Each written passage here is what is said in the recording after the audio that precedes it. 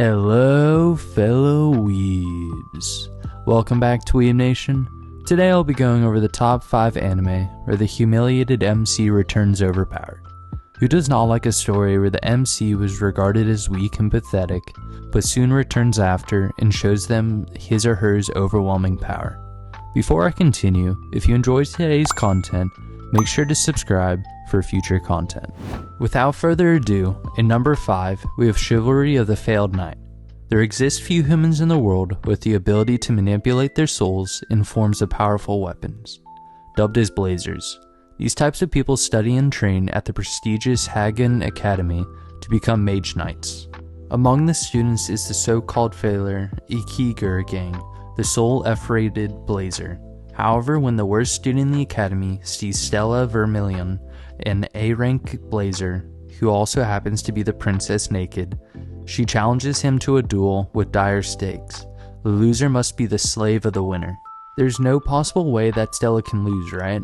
Chivalry of the Failed Knight follows the story of Iki, who tries to prove his strength to the world that believes he is the weakest, all the while gaining new friends, wisdom, and experience.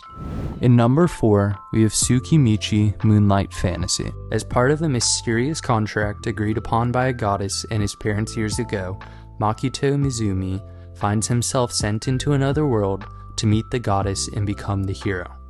However, the deity deems Makito to be hideous and refuses to even lay eyes upon him, and revokes his heroic title, disdainfully giving him the ability to understand all languages except the human language as compensation. The goddess drives Makito off to the farthest edges of the wasteland, far from human civilization. Due to the disparity between Earth and this new world, Makito's inherent physical and magical capabilities awaken, making him extremely powerful. He meets various demi-humans and mythical beings who all end up being captivated with his characteristics and join Makito in building a new community where all of them can peacefully coexist. Nevertheless, despite the success, Makito still yearns to meet fellow humans.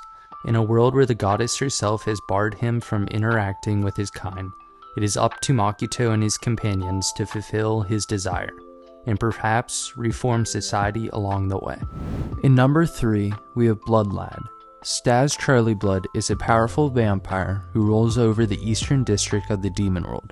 According to rumors, he is a bloodthirsty and merciless monster, but in reality, Stas is an otaku obsessed with Japanese culture and is completely uninterested in human blood, leaving the management of his territory to his underlings.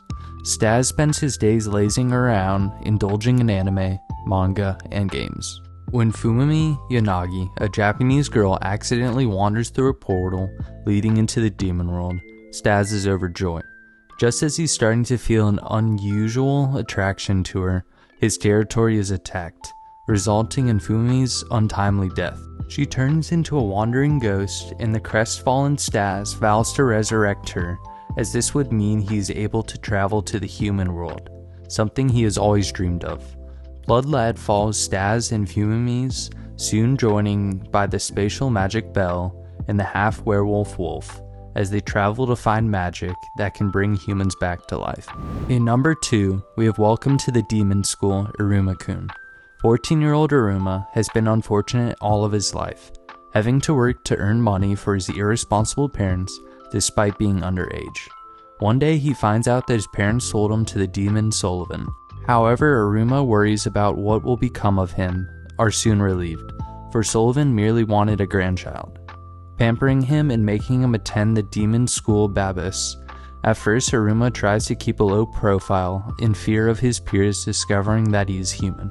Unfortunately, this ends up being more difficult than he expected. It turns out that Sullivan himself is the chairman of the school, and everyone expects him to become the next Demon King. Iruma immediately finds himself in an outrageous situation when he is left to chant a forbidden spell in front of the entire school. With this, Iruma instantly earns the reputation he does not want. Even so, he is bound to be roped into more bizarre situation. In number 1, we have Is It Wrong to Try to Pick Up Girls in a Dungeon?